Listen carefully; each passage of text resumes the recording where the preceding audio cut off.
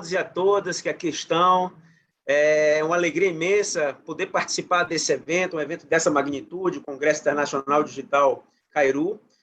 Eu digo que eu me sinto duplamente honrado, primeiro por ser convidado para participar desse evento, desse projeto, né? Um evento dessa magnitude, como eu falei, e também me sinto honrado pela convidada que nós temos hoje, né? Que aceitou, com a disponibilidade imensa, aceitou prontamente o nosso convite, né? É uma amiga que eu fiz, é interessante, é uma das amizades que eu fiz, inclusive no período da pandemia, por conta do nosso trabalho, da nossa paixão pelo direito, da nossa paixão pela docência, da nossa preocupação com os rumos do ensino jurídico. E um detalhe, quando a gente pensou no tema, né, dessa mesa, os desafios do ensino jurídico pós-pandemia, esse tema foi pensado muito em função do tema central do evento. Pessoas se conectam com pessoas. É inegável que, com a pandemia, houve uma preocupação muito grande em relação a essa questão da conexão, né? Direito requer uma proximidade muito grande, o debate, o olho no olho, e se preocupou muito com essas questões de como os cursos de direito se adaptariam a essa perspectiva. E digo mais, apesar de ser desafios do ensino jurídico, eu acho que é um tema bem amplo que envolve outros cursos também, né? Então, quando a gente fala de outros cursos, principalmente das ciências sociais aplicadas, ciências humanas, essa mesa de hoje se adequa, né? Então, a nossa convidada, com muita honra e com carinho enorme, a professora Carolina Rico, é advogada, mediadora judicial, professora dos cursos de graduação e pós-graduação, coordenadora do curso de Direito da Unisba desde 2014, ela é doutora em Ciência da Informação pela UFBA, mestre em Políticas Sociais e Cidadania pela UCSAL, especialista em Direito do Estado pela UFBA, membro do Grupo de Estudos de Informação Digital, Ensino e Aprendizagem da UFBA, membro da Comissão de Educação Jurídica da OAB Bahia e também é professora convidada na pós-graduação da UCSAL e do Complexo Educacional Renato Saraiva, do CERS. Né? Professora Carolina Rico, receba o nosso carinho, seja muito bem-vinda, né? E eu já inicio que a professora fale um pouco da sua trajetória e justamente do impacto dessa pandemia na sua atividade profissional e na sua vida. Bom, primeiro eu gostaria de agradecer, né? Agradecer a Kairos. Faço aqui esse agradecimento na pessoa do professor Fernando, tão querido, né? Que a gente já sabe, mas é sempre bom e dizer esse muito obrigada pela oportunidade de estar aqui hoje com vocês, podendo falar um pouco, na verdade, trazendo mais inquietações, né, Fernando, do que trazendo explicações diante de todo esse contexto que a gente vive, né? Essa minha trajetória com a docência, ela vem desde 2010, na verdade, né, que eu já atuo como docente, e sempre fui inquieta em algumas questões. A principal questão que ainda me inquieta é como posso eu deixar de ser aluna sendo professora? Então, eu preciso compreender o lugar de fala, né? E o lugar de quem ouve. A palestra que antecedeu aqui, ela falou exatamente desse sentimento, né? E desse olhar para com o outro no intuito de busca de uma alteridade mesmo. Então, quando a gente fala do ensino-aprendizagem, que é um processo, a gente precisa compreender um pouco quais são esses mecanismos. E nada melhor do que a gente estando. Porque tem profissões que não é assim, eu sou isso, eu estou, né?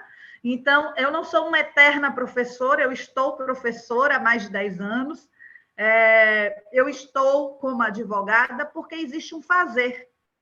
E eu preciso manter esse meu fazer, eu preciso ter essa minha ação atrelada com quem é o meu receptor, quem é que está do outro lado, qual é a compreensão, como que essa comunicação está se estabelecendo.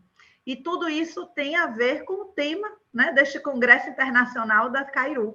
Quando a gente fala de conectar pessoas, está para além dessa conexão, quer seja ela virtual ou presencial, mas é uma conexão de empatia que a gente precisa, né, nesses processos. Até porque quando a gente busca uma formação, e aí quer seja essa formação no ensino jurídico, ou em qualquer outra área da educação superior, da educação básica, a gente está falando de conectividade entre pessoas. Né? A psicologia, a psicopedagogia, elas já trazem para a gente, né, esses dados concretos de que quando se estabelece essa empatia, essa conexão favorece todo o princípio do ensino-aprendizagem. Então, a partir disso também, eu fico muito feliz de ver que a Cairu, né, tem seu projeto, que a Cairu busca aí esse ensino respeitando uma visão humanística, que é fundamental. Não existe um profissional, não existe uma preocupação técnico-profissional sem o olhar humanista. Você pode dominar todas as técnicas do direito e ser o melhor aplicador de leis, mas você não vai fazer justiça social se você não tiver uma visão crítica que só uma formação humanista vai conceder a você. Então, é na perspectiva crítica que a gente consegue, né, a concretude da aplicabilidade do direito. Trago agora para o direito, que é a minha zona de conforto, né, sendo a minha área de docência e de atuação, e aí é nessa perspectiva que a gente pensa, reflete, né, e discute aí um pouco sobre os rumos do ensino jurídico antes da pandemia e hoje, né, já nesse contexto pós-pandêmico, como que a gente está, se é que a gente pode falar, né, numa pós-pandemia, mas diante do nosso retorno, ainda que de forma híbrida ou de forma, né, a curto prazo 100% presencial, quais são os frutos que ficam desses 2 anos que nós ficamos, né, vivenciando todo esse contexto de pandemia? Então, como foi esse nosso construir, né? Quando o Fernando pede para que eu fale um pouco desse início, eu lembro, Fernando, que eu entrei em choque. Eu disse, meu Deus, como vai ser essa sala de aula? Como é não olhar os alunos? Eu costumo dar aula passando pelas carteiras, andando, eu ando, eu danço, eu canto, eu brinco com os alunos. Então, assim, eu me vi amarrada numa cadeira. É terrível você falar sentada. Eu tive que aprender a falar sentada, eu não costumo falar sentada. E tudo isso, né, fez com que o professor também saísse da sua zona de conforto e encontrasse novos horizontes. Eu confesso a você que aquele momento de angústia existiu, mas passou. Hoje a gente consegue vislumbrar novas possibilidades. Hoje a gente consegue saber que temos situações e metodologias que já estavam aí, a gente que não conhecia ou não utilizava, e elas vieram para ficar. O que a gente precisa agora é aprofundar isso, né, e buscar maneiras de promover essa interação, ou seja, né, tudo que a gente vivenciou com a pandemia traz aí reflexões no sentido de que o ensino superior como um todo, ele precisa ser redimensionado, ele precisa ser ressignificado, e aí no contexto jurídico, não só em termos de conteúdos, que a gente vai aprofundar daqui a pouquinho um pouquinho sobre isso, mas em termos metodológicos de formatação, a gente já caminhava para as salas de aula invertida, para a utilização das ferramentas das metodologias ativas, né? Porque a gente percebeu que ainda que a gente estivesse naquele ensino presencial, fazer com que o aluno ficasse ali 2, 3, 4 horas sentados na sala de aula, requer, né, habilidades, requer o desenvolvimento de capacidades nesse aluno, nesse sujeito, para que ele amanhã seja capaz de interagir com a sociedade. E isso aí tira o professor da zona de conforto e faz com que esse professor também, né, busque mecanismos de fazer diferente, busque mecanismos de trazer essa atenção do aluno, busque mecanismos de conhecer as metodologias e de dizer, olha, para esse conteúdo, o ideal é a metodologia de uma sala de aula invertida. Para outros conteúdos, a gente já consegue trabalhar melhor de uma maneira a partir de estudos de casos, né? Então, assim, o estudo de casos, ele sempre foi uma utilização nossa no direito, mas mais do que nunca, a gente, nesse contexto que estamos aqui chamando de pós-pandemia, a gente enxerga que ele está presente. E ele faz com que a gente consiga, né, a partir de uma visão crítica e humanista, porque se não for uma visão crítica e humanista, a gente não consegue correlacionar os componentes curriculares. Então, como que eu vou correlacionar o conteúdo dos componentes curriculares se eu falo de uma disciplina de processo penal? Eu posso correlacionar? Não só posso, como devo. Porque o cliente lá que cometeu um delito, ele não vai saber se é de penal, se é de processo penal, de direitos humanos, de direito fundamental, que é tudo isso envolvido. E isso requer todos esses conhecimentos que você tem e muito mais.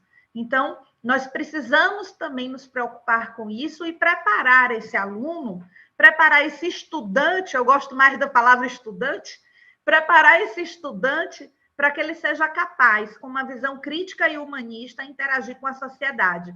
Porque o ensino técnico, a tecnicidade, a gente vai aprender sempre. Eu garanto que de quando eu formei, o professor Fernando também, vou te incluir, tá, Nando? Quando o professor Fernando também, o direito já mudou e muito.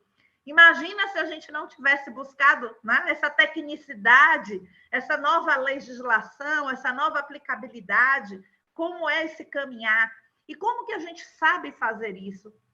Porque nós aprendemos o caminho. Então, a gente tem que aprender o caminho.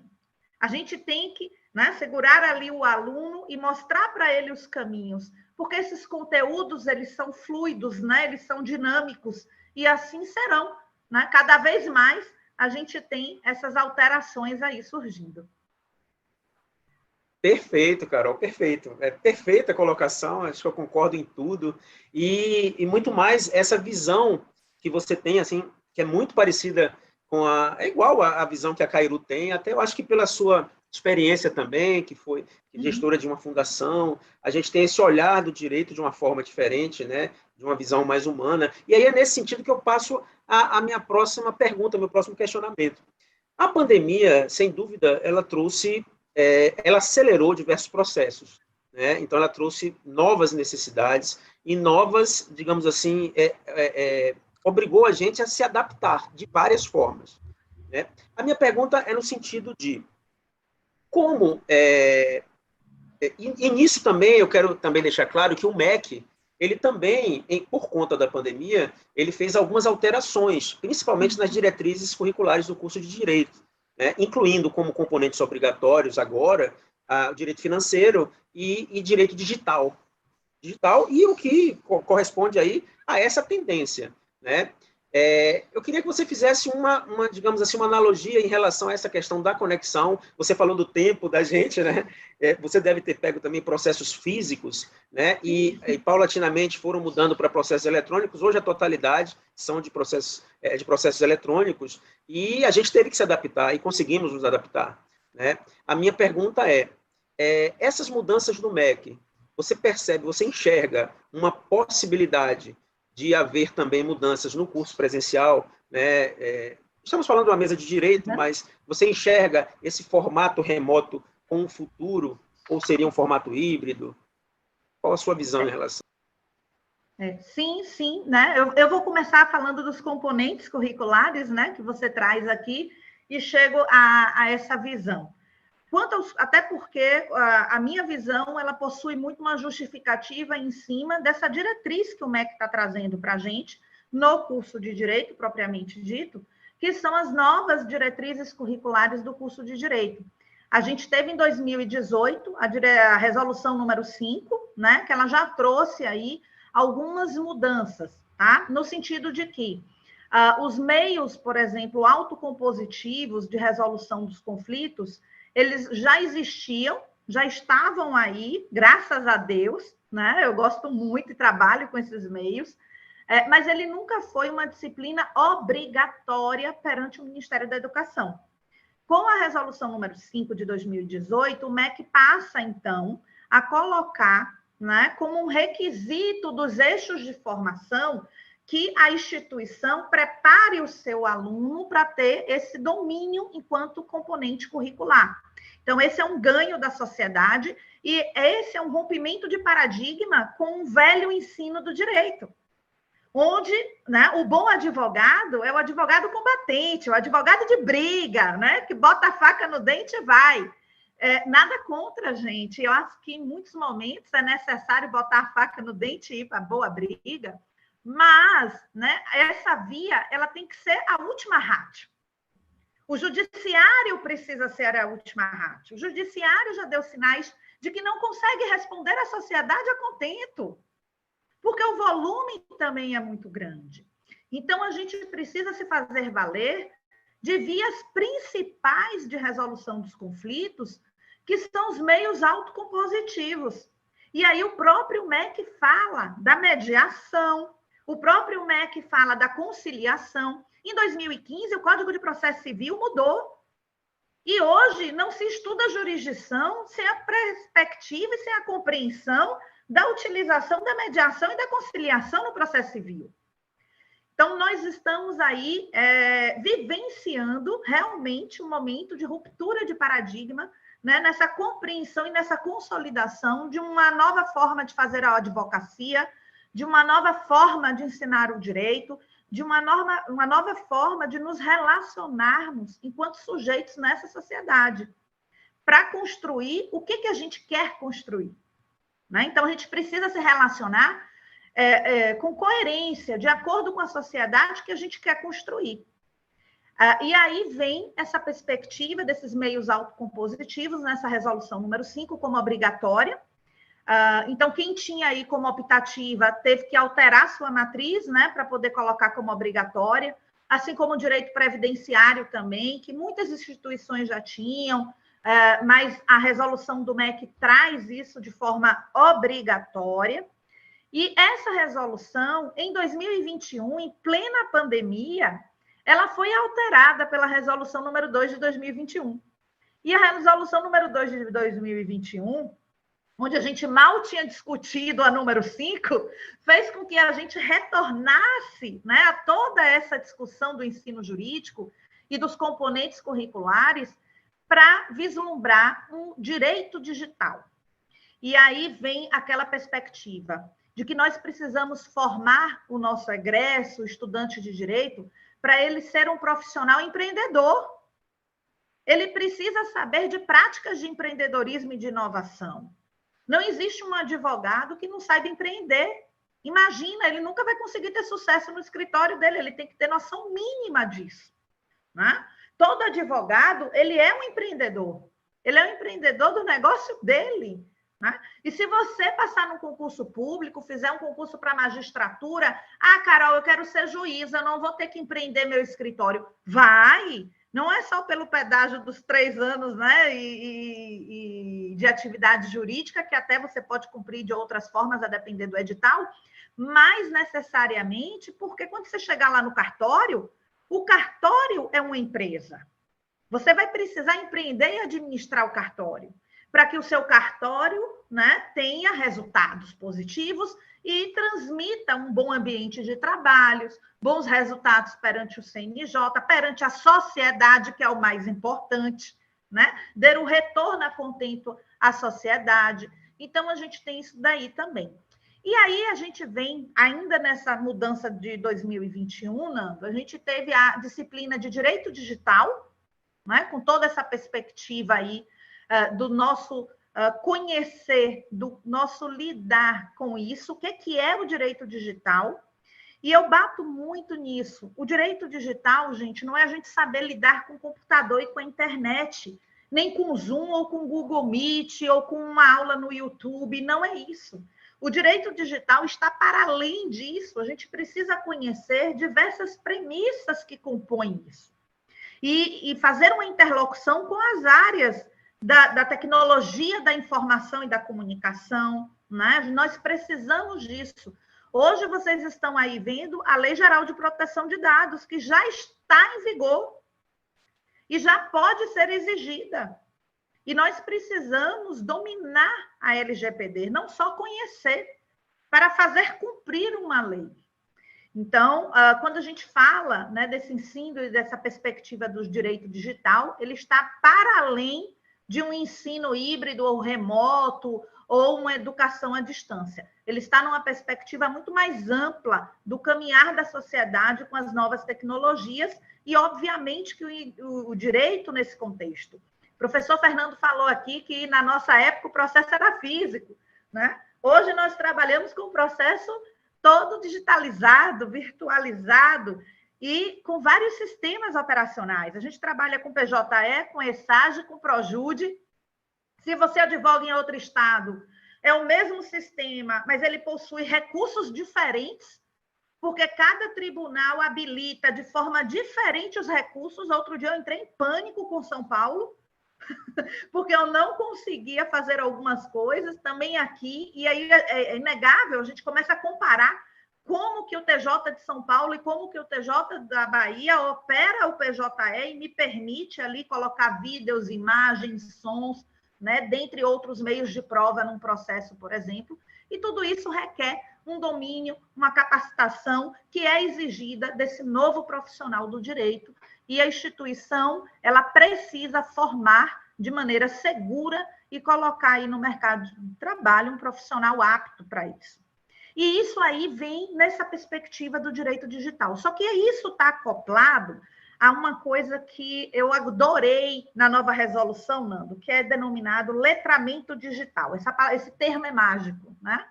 O que é letramento? Letramento, ele vem numa perspectiva muito próxima da nossa ideia de alfabetizar quem é alfabetizado, né? Seria uma, digamos que assim, uma metalinguagem, né? Na perspectiva de que você vai pegar esses profissionais que estão aí, mas será que nós somos alfabetizados digitalmente? Será? Vamos nos questionar aqui? Ou será que eu arrisco ali e aqui, né? Onde é que está isso? E será que eu recebo esse letramento? Será que eu recebo uma alfabetização digital para ser um profissional apto a estar no mercado de trabalho? E aí isso vai ficar sobre a responsabilidade de quem nos cursos jurídicos? Núcleo de práticas jurídicas, Nando. Não tem, né, um outro ambiente propício. A própria resolução fala, olha, nós vamos observar e cobrar das instituições como que o núcleo de prática jurídica vai trabalhar o letramento digital. Porque eu posso ser uma excelente professora de prática civil, ensinar o meu aluno a fazer uma petição inicial maravilhosa, uma contestação maravilhosa, atender muito bem o cliente, e aí ele está ali com aquela petição linda. Como é que dá entrada? Na minha época, eu corria para o Fórum Rui Barbosa antes das 5 horas da tarde para carimbar. Hoje não é mais assim. Hoje a petição linda está aqui e eu preciso cadastrar e dar entrada no sistema. E os núcleos de prática jurídica, eles vão precisar treinar os seus alunos para isso. Carol, pode começar antes? Pode. Cada instituição aí, dentro da sua formatação de projeto pedagógico, tá? Vai fazer o seu desenho e vai colocar a flexibilização curricular. Eu sou muito favorável, Nando, a essa flexibilização curricular, até para que a gente aproxime a prática jurídica do aluno, né? Porque às vezes a gente faz assim, poxa, o aluno ele vai para a prática jurídica no 7º semestre, né? A gente é um curso de 10 semestres, então no 7º, faltando 2 anos para o fim do curso, um curso de 5 anos, eu posso trabalhar esse letramento antes. Eu não preciso deixar o meu aluno chegar no 7º semestre para pensar no letramento. Até porque a gente sabe que mesmo a OAB, né, conferindo a carteirinha de estagiário, também a partir do 7º semestre, em virtude dessa inserção das práticas jurídicas, a gente sabe que na prática, no nosso dia a dia, né, na nossa rotina, a gente estimula e a gente vê os alunos já nos escritórios, atuando, né, estagiando, muito antes. Eu mesma sou super favorável para que o aluno ele interaja com a prática o mais cedo possível. Aí você pode até perguntar, poxa, Carol, ele vai interagir com a prática de família sem ver direito de família? Sim, sim. Quando ele vê direito de família, ele vai ter uma percepção e uma apreensão daquele conteúdo fantástica, porque ele teve a oportunidade de visualizar na prática qual é a maior demanda quando se fala em direito de família neste núcleo. Então, essa aproximação, que hoje é feita a partir de diversas parcerias, como, por exemplo, né, a que a Cairu está aí também tendo, eu fico muito feliz, que é a do Sejusc, né? Então, assim, o Sejusc hoje permite que os alunos, não só no 7º período, mas antes disso, porque o próprio Tribunal de Justiça do Estado da Bahia aceita, ele tenha esse contato, né? E a partir de práticas que são práticas autocompositivas. Então, olha lá que revolução a gente está aqui, né? Exigindo, enquanto legislação, mas, na verdade, promovendo. Porque o direito em si não é nada. O direito em si não é nada. E a educação jurídica e a lei é uma construção dos homens. Mas os homens constroem as leis para quê? Os homens constroem as leis para atender aos anseios da sociedade. E a gente precisa, aproximar o direito da justiça social. E quem fala de justiça social não é Pro Carol, não é o professor Fernando. Quem fala da justiça social é a Constituição Federal. É a nossa lei maior do país. Então, esses mecanismos todos e essas alterações aí de currículo, elas estão buscando aproximar, né, o direito, o nosso instrumento normativo, o nosso arcabouço normativo, enquanto ordenamento jurídico, da sociedade, trazendo o direito digital, trazendo o letramento digital, trazendo os meios autocompositivos, o direito previdenciário. Eu nem sei mais quando é que eu vou me aposentar, nem se vou, né? Outro dia eu tentei fazer as contas, eu preferi desistir, fiquei com receio de chorar, então eu desisti, abstraí isso, me envolvi em outras demandas, mas é só para a gente ver o quão dinâmico também é o direito. E aí, Nando perguntou, Carol, e como é que fica, né, essa questão aí com esses componentes curriculares e esse ensino aí remoto, né? Esse ensino, como é que vai ficar o ensino na pós-pandemia? Eu acredito que a gente vai ter um ensino de maneira híbrida, Nando. Não, essas ferramentas vieram para ficar e elas não vieram com a pandemia, pessoal. Eu queria reforçar isso aqui. As ferramentas da tecnologia, elas não vieram com a pandemia. A pandemia acelerou uma transformação e uma mudança na sociedade. Mas essa transformação, ela já vinha há muito tempo, né? A gente sabe que o direito, ele é considerado uma instituição mais resistente para algumas mudanças, mas a gente está vendo aí o quanto que a gente pode atrelar essas ferramentas e manter, inclusive melhorar a qualidade do ensino. Você sabe por que eu digo isso? Porque em algumas disciplinas, outro dia estava refletindo, fiz assim, minha aula está muito melhor, está muito melhor. Eu consegui aprender a mexer nisso aqui, eu consegui fazer isso, eu consigo hoje aproveitar melhor o meu tempo de sala de aula com o aluno, porque o meu tempo aqui no ao vivo com ele gravado, né, é menor, e aí eu consigo, a partir de outros mecanismos de controle que a tecnologia da informação traz para a gente, promover essa interação de outra forma. Então, eu acredito que essa interação, ela já vinha, a pandemia só fez acelerar, ela veio para ficar. Acredito que a gente mantém aí um ensino híbrido, tá? E que a grande diferença e a nossa preocupação, ela tem que estar, não é se o ensino é presencial, se o ensino é de uma educação à distância, ou se o ensino é um ensino híbrido. Isso a pedagogia nos ensina muito bem, classifica, diferencia, né? Ai, se não fossem as pedagogas que me ajudaram esses 2 anos aí com a pandemia. Então, a gente aprende, tudo na vida a gente aprende, a gente está em constante processo de aprendizagem. Mas a nossa preocupação e o nosso questionamento que fica é como que eu mantenho e aumento a minha qualidade enquanto ensino jurídico diante das novas tecnologias. Então, a visão, ela tem que ser uma visão construtiva desse conflito, né? Olha aí já na perspectiva, né, colaborativa, para que a gente encare, tá? Essas metodologias e essas modalidades de ensino de maneira a construir algo bacana. E como que eu mantenho a qualidade? E manutenção de qualidade é uma coisa, modalidade de ensino é outra. Eu posso ter excelentes professores, excelentes aulas no EAD, no presencial, no híbrido, e eu posso ter aulas que deixem a desejar no presencial, no híbrido e no EAD.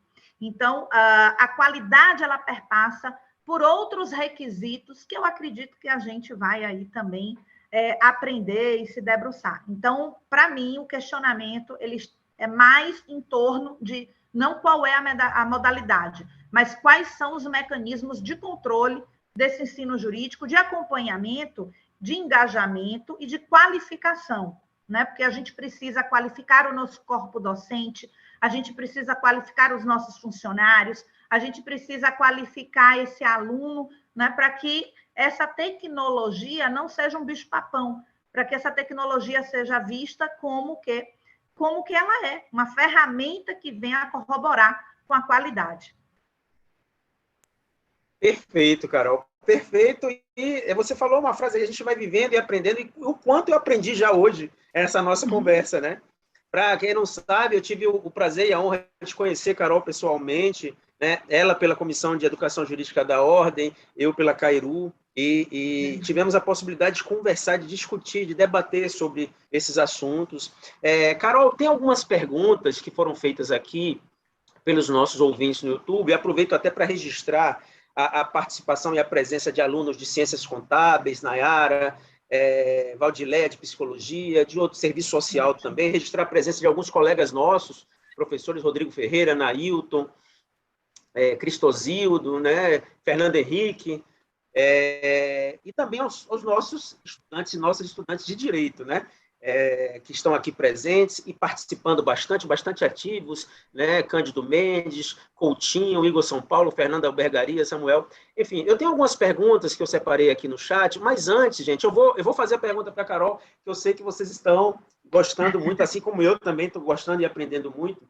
A minha pergunta, Carol, a gente falou agora de ensino remoto, de ensino presencial, mas, recentemente, a Cairu ela obteve a autorização do MEC para o curso de Direito EAD, que aí nós sabemos também que é uma outra concepção, né, em que pese a gente ter que se adaptar ao ensino remoto, o EAD tem uma outra estrutura, né, depende muito mais da autonomia do estudante, e, assim, a gente está aguardando a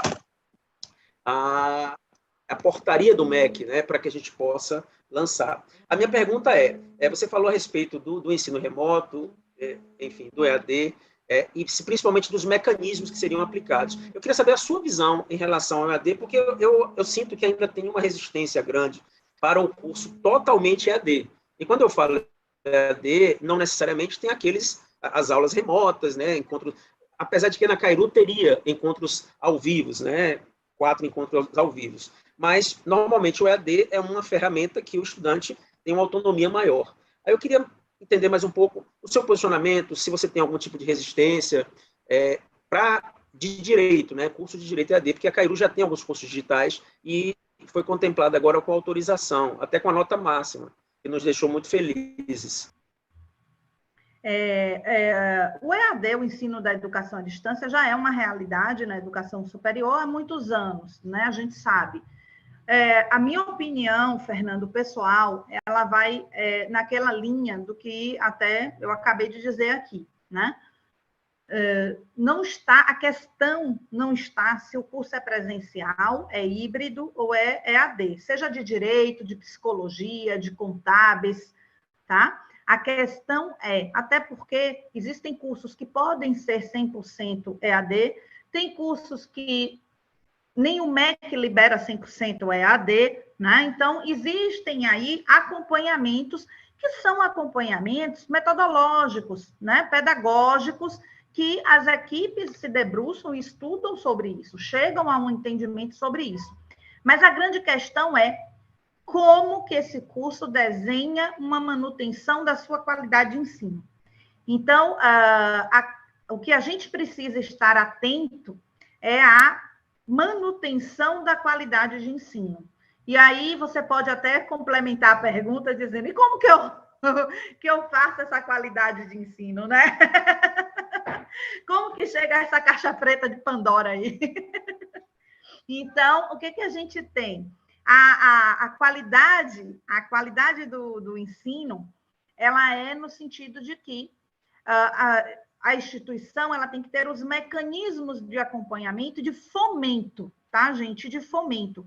Porque o aluno que ingressa num primeiro semestre, ainda que ele tenha uma outra graduação, o curso de Direito é um curso que nós temos bastantes alunos, né, para fazer uma segunda, uma terceira graduação, você está lidando com um sujeito que chegou ali e que ele não tem o domínio daquele cenário jurídico. Ele está ali para isso.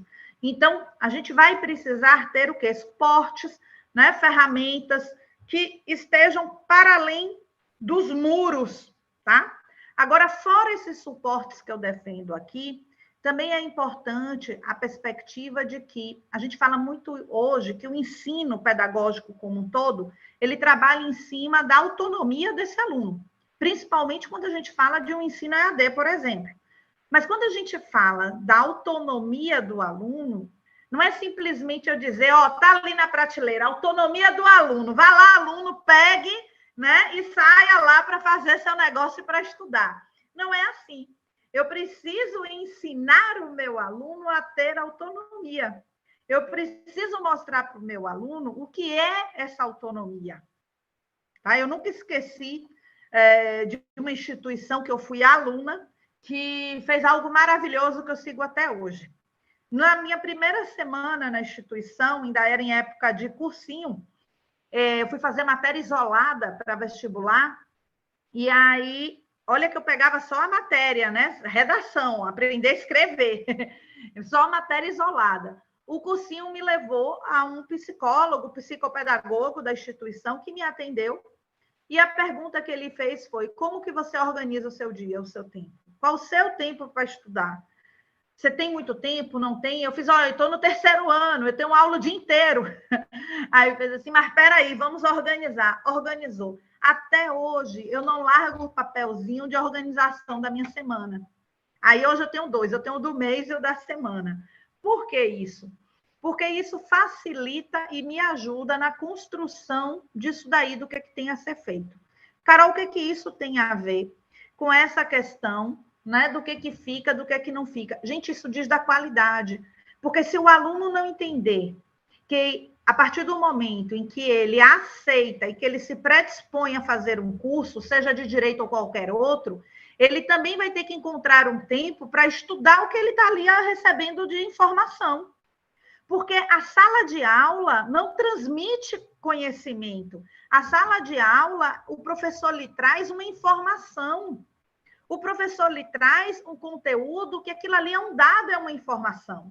Para que você transforme isso em conhecimento e realmente exerça o processo ensino-aprendizagem, você precisa colocar isso dentro da sua vivência, dentro do seu contexto. Então, você precisa de um tempo para internalizar, estudar e conseguir refletir isso na sua realidade.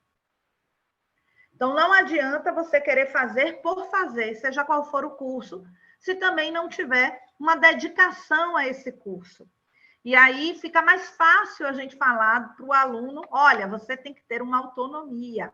Hoje a autonomia universitária ela é essencial. Não existe ensino para o MEC, né? E para todos nós, sem o tripé do ensino, pesquisa e extensão. Por que tripé de ensino, pesquisa e extensão? Porque o professor que está ali na sala de aula compõe o que a gente chama de ensino, que é o que está no teu componente curricular. A pesquisa vem a partir de quê? Grupos de pesquisa, estímulos a temas inovadores, para que vocês tragam os trabalhos de conclusão de curso refletindo isso, né? Algumas instituições aí até com projetos de iniciação científica, como o PIBIC, né? Aí a gente tem a extensão, o próprio MEC alterou também em 2018, a gente tem a resolução número 7, que traz a curricularização da extensão. Então, hoje o MEC, ele já quer que a instituição trabalhe a extensão dentro dos componentes curriculares. A partir do momento que Fernando insere um percentual da carga horária para atividades extensionistas dentro dos componentes curriculares dele, o MEC já está dizendo, ei, Fernando, a sua matriz curricular não é rígida, ela é flexível. E por que ela é flexível? Porque a sociedade é mutável e eu preciso colocar no mercado de trabalho profissionais que sejam capazes de lidar com as mudanças, que tenham esse caminho, né? Então, vai um pouco nesse sentido. É mais a observância da qualidade dos mecanismos, né, que a gente tem aí para essa qualidade do ensino. Carol, sou seu fã, estou ficando mais fã ainda. E um detalhe, assim, eu vou abrir, até pelo horário, eu vou abrir até para as perguntas, que eu separei algumas perguntas de estudantes que estão acompanhando, e na realidade eu separei algumas até para não se estender muito. Tem um aluno nosso, José Luiz, que ele faz, como é que fica a situação daqueles estudantes que não têm conhecimento de tecnologia, né, que não tem intimidade com tecnologia? Essa é uma primeira pergunta. E o aluno José Luiz Coutinho fez essa pergunta. E o aluno Igor São Paulo, foi uma pergunta que eu achei interessante, ele falou, existe alguma diferença, ou daria para notar alguma diferença em aprendizado nessa modalidade remota? Existe alguma perda, ou já se viu algum ganho de conteúdo, ou não há diferença? Né? Eu acho que é uma pergunta muito técnica, não dá para a gente avaliar ainda, mas eu queria que você, pelo menos, respondesse esses dois questionamentos. O primeiro, eu acho que você até já respondeu a questão do letramento, né? Então, essa adaptação é um pouco mais complicada para quem não tinha nenhum tipo de intimidade com tecnologia, com ferramentas tecnológicas, né? E tem que se adaptar. Nem sempre é tão fácil assim, né? E uma outra questão... Pois não, uma outra questão que eu queria falar... Não, uma outra questão que eu queria falar, Carol, se você pudesse falar também, esse desafio de mudarmos, não é mudarmos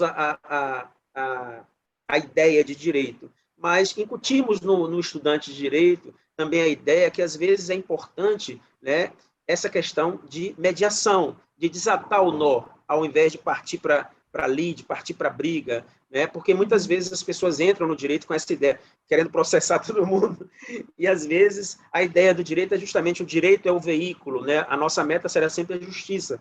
Então, teremos que usar o direito para alcançar a justiça. E muitas vezes, essa justiça social é a partir desses instrumentos que nós temos de mediação de conflitos, de conciliação, eu queria que você só pontuasse em relação a isso, querida.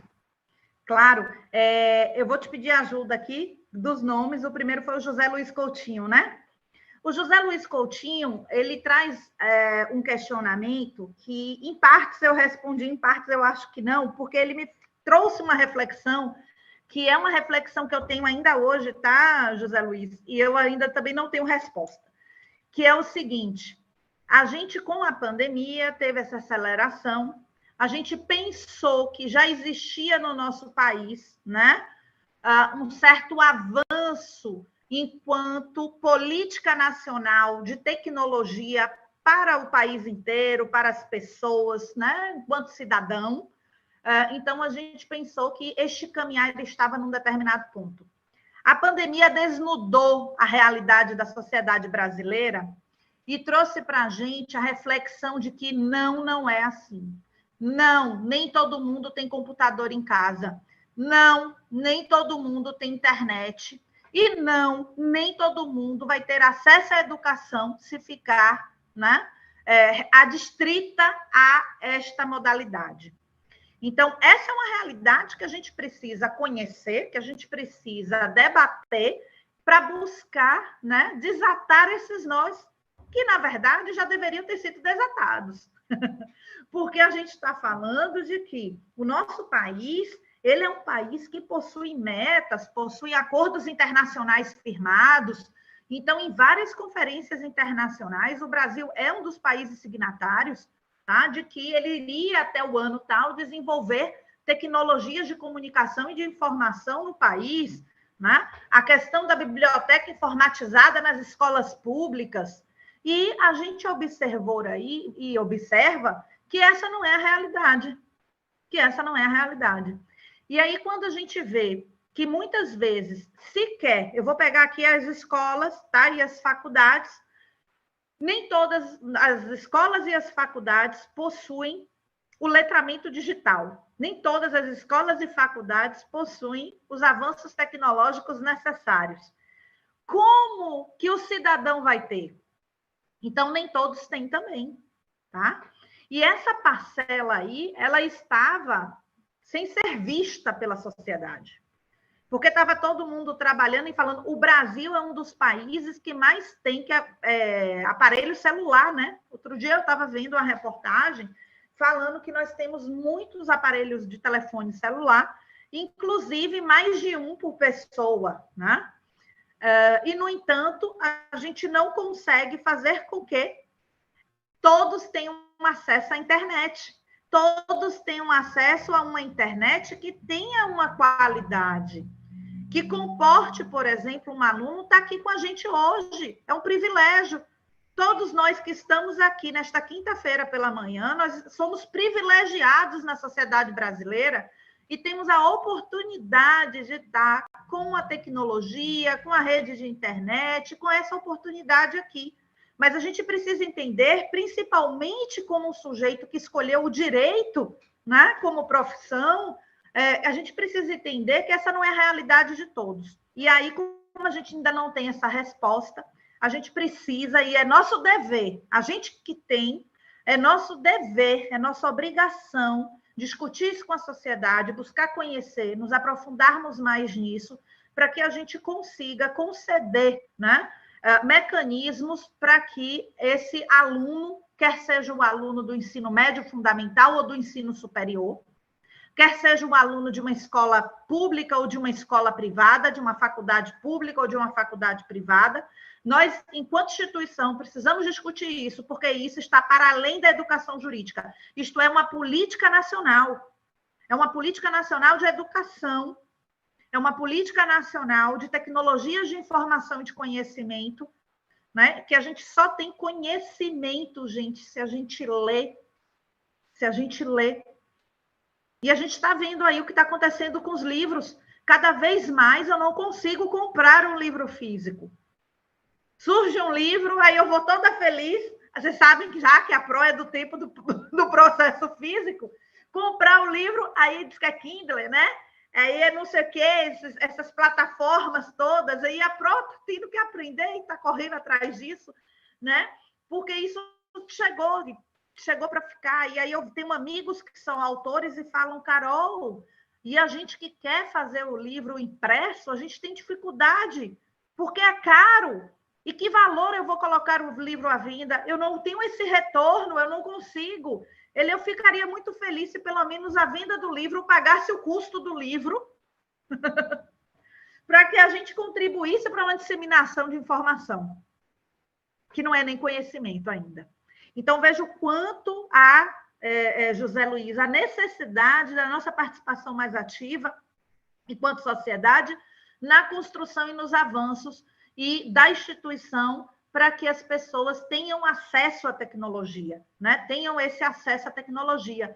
Laboratórios abertos, a questão de outros mecanismos que cada instituição aí, de acordo com a sua realidade, pode estar discutindo, né? Ações aí voltadas para a exigência do ente público disso, porque a gente precisa, né, implicar também o ente público nessas ações. Existem aí cumprimentos que impactam diretamente, porque a sociedade que não lê é uma sociedade que certamente amanhã ela vai ter dificuldades no seu desenvolvimento. E sociedade que não desenvolve é sociedade que anda para trás.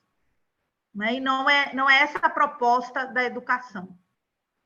Então, fica aqui... Desculpa, eu falei emocionada, mas é porque essa questão é extremamente sensível e me toca profundamente, porque a gente descobriu, né, que esse boom digital não é para todo mundo. A segunda pergunta, professor Fernando, foi do Igor.